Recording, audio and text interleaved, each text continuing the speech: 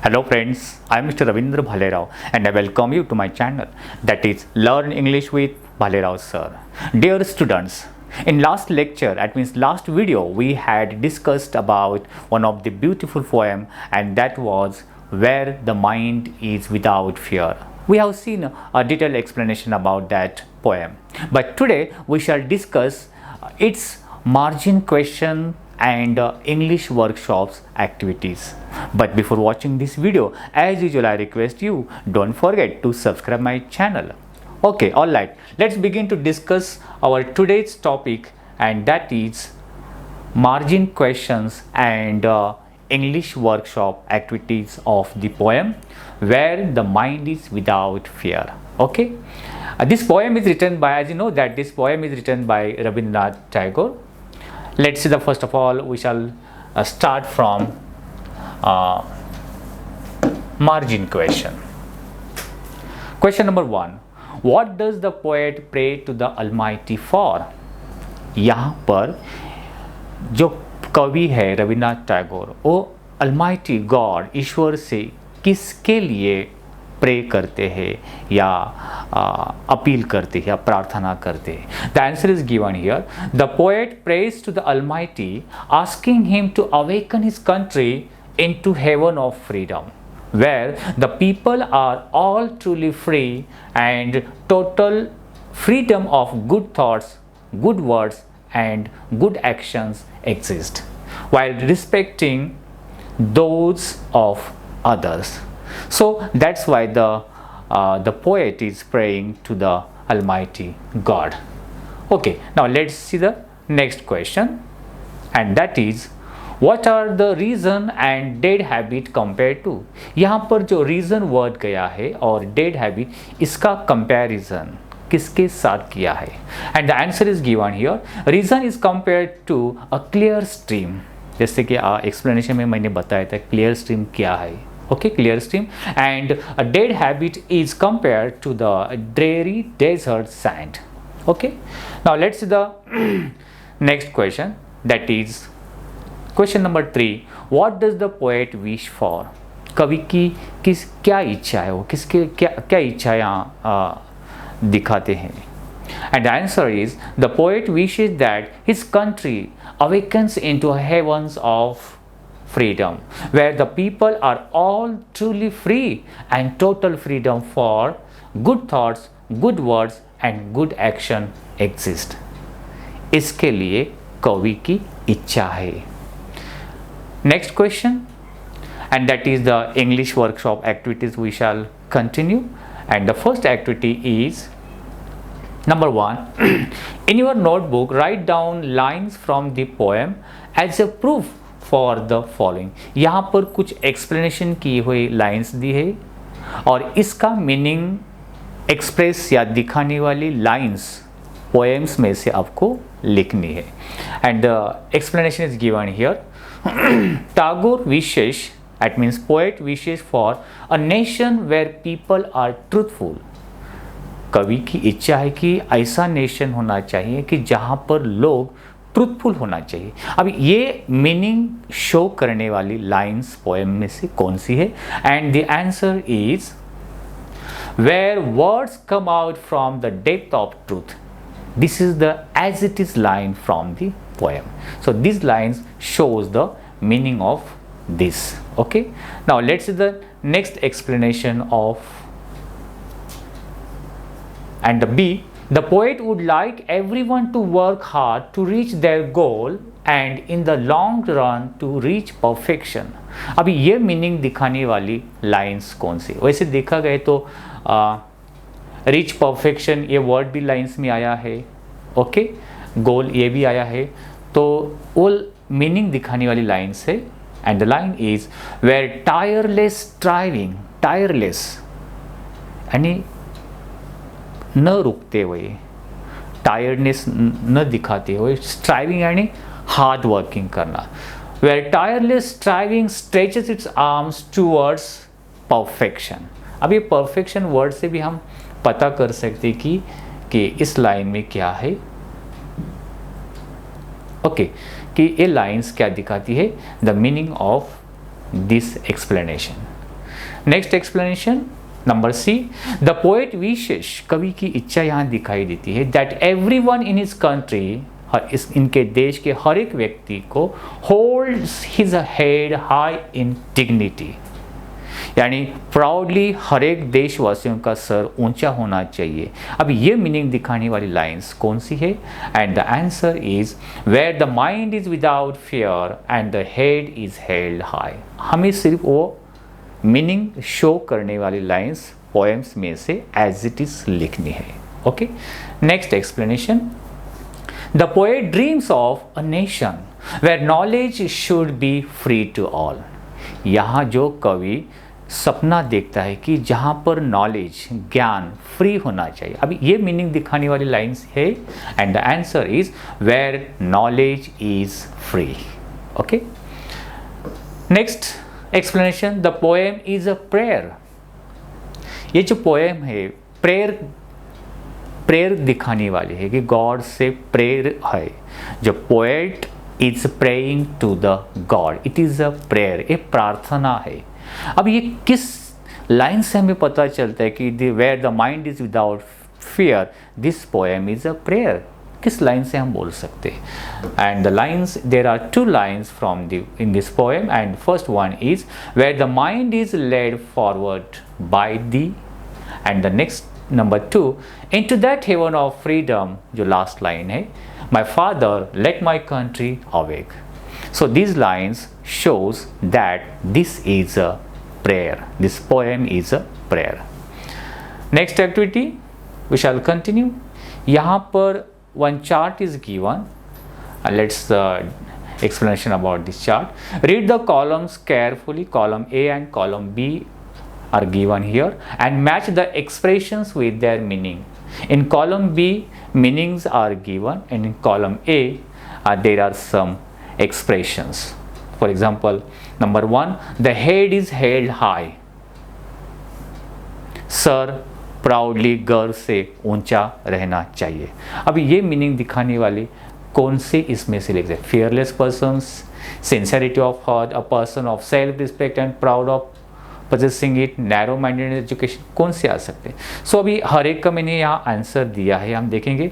C, a person with self respect, जिस व्यक्ति को सेल्फ रिस्पेक्ट है उसे क्या कहेंगे? Self respect and proud of possessing it, यानी सेल्फ रिस्पेक्ट, स्वाभिमान हम बोल सकते हैं, एंड वो प्राउड ऑफ, वो खुद का अभिमान दिखाने वाला चाहिए। सो ये मीनिंग है किसका? The head is held high. Next, narrow domestic walls, जैसे कि लाइन्स में क्या है? There should not be narrow domestic walls. Narrow domestic यानी रीजन्स, कास्ट, क्रीड जो बताए ना, इसमें दिया है कि मीनिंग नैरो डोमेस्टिक वॉल्स। ये दिखाने वाली लाइन्स कौन सी है? Okay, and the answer is D1 and that is narrow mindedness. Narrow mindedness, संकुचित, अपना ही खुद का विचार करें, ऐसा नहीं होना चाहिए। सो narrow domestic walls, the meaning is narrow mindedness. Next number 3, knowledge is free. अब ये मीनिंग दिखाने वाला कौन से लाइन्स इसमें है? Knowledge is free, education is given to all. अब रीड करेंगे तो यू कैन मैच करेक्टली, आप भी खुद मैच कर सकते हो। Okay, then depth of truth, depth of truth कि हृदय से, हार्ट से अपने वर्ड्स निकालने चाहिए, honest and truthful. So depth of truth का number 4 is a B, and that is a sincerity of heart. Okay, then mind is without fear. Mind is without fear, there is no any fear, everyone should be fearless. एक कौन सा दिखाता है? mind is without fear, and that is number 5A, means fearless person.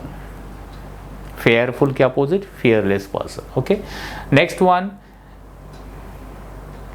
stretches its arms, that is H, aim at perfection, यानी progressive हो जाना, long term में वो परफेक्ट हो जाता है।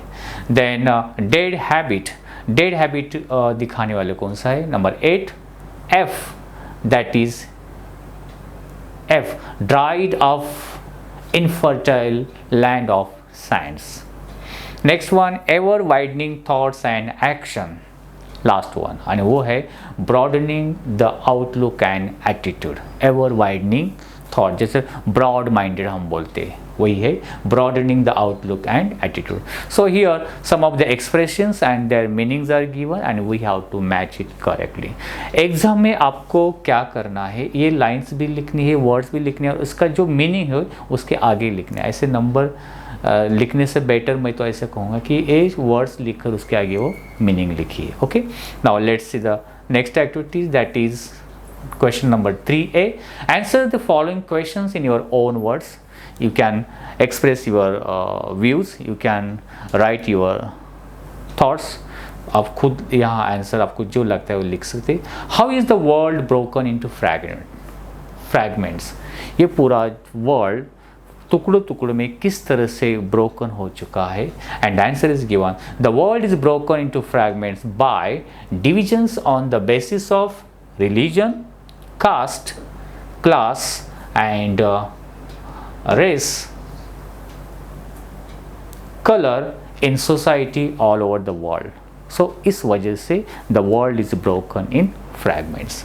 Next question. Okay, let's see the next question. B, explain what the tireless striving should be for.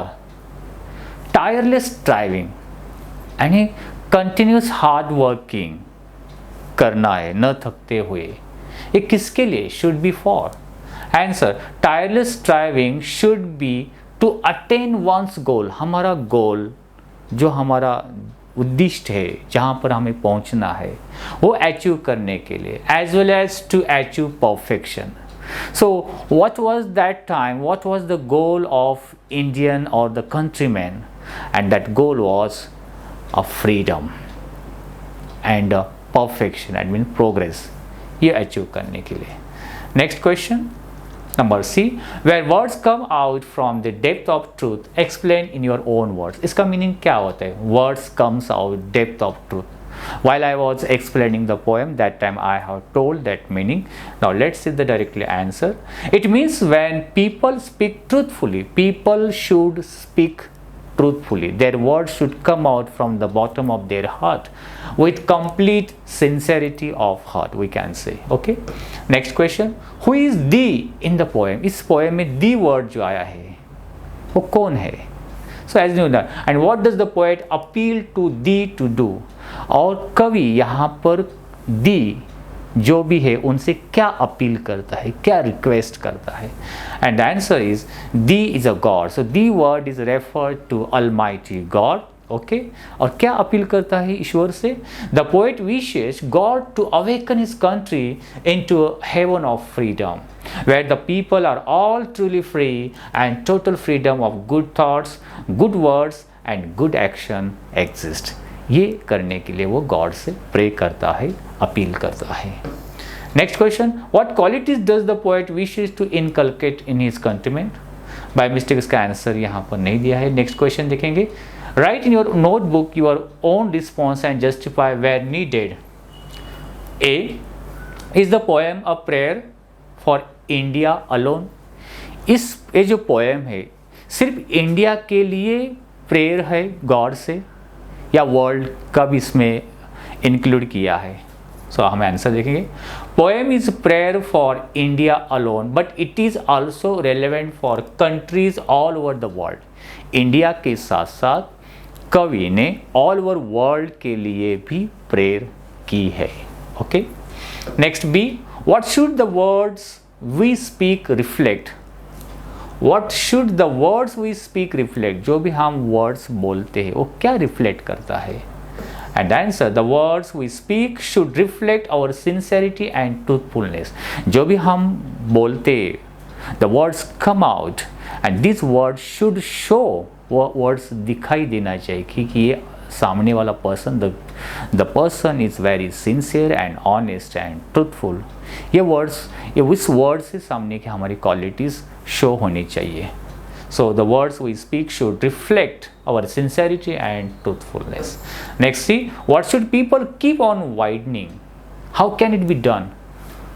What should be people keep on widening? Widening यानी ऐसा प्रोग्रेसिव होते जाना, किस तरह से, and how can it be done, और किस तरह से हो सकता है।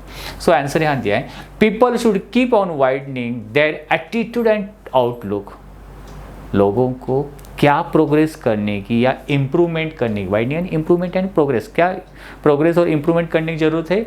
देयर एटीट्यूड एंड आउटलुक, जो देखने का नज़रिया और आउटलुक, एक प्रोग्रेस करने की ज़रूरत है। दिस कैन बी डन, अब ये किस तरह से फुलफिल या कंप्लीट हो सकता है। This can be done by getting read of prejudice, जो भी सुपरस्टिशंस है, प्रेजुडाइस है, उसके ऊपर हावी हो जाना, उसको इरेडिकेट करना, नष्ट करना। Travelling to different places and through the education की वजह से या बाय अलग अलग रीज़न से we should, all the countries of the world, they should travel, people should travel from one country to another country। और इससे ये क्या हो सकता है, the people's mind will be widen, will be broaden हो सकता है। Now let's see the next question. From what darkness of night should our nation awake? From what darkness of night should our nation, हमारे country जो है किस type की darkness से awaken या जागरूक होना चाहिए। And answer is given here, our nation should awaken from the darkness of prejudice. Prejudice यानी सुपरस्टिशंस, डिविजन्स ऑफ सोसाइटी, जो समाज में डिविजन्स है, जो भी सुपरस्टिशन है, इससे बाहर, इस टाइप के डार्कनेस से बाहर आना चाहिए। Old tradition, rituals and customs that are harmful, इससे भी बाहर। Imparting of knowledge to selected people, जो कि कुछ लोगों का ही नॉलेज या एजुकेशन लेने की अलाउड है, इससे बाहर आना चाहिए। Insincerity, untruthfulness, fear and lack of self respect. So इन सब चीज़, all these are shows the darkness of our nation.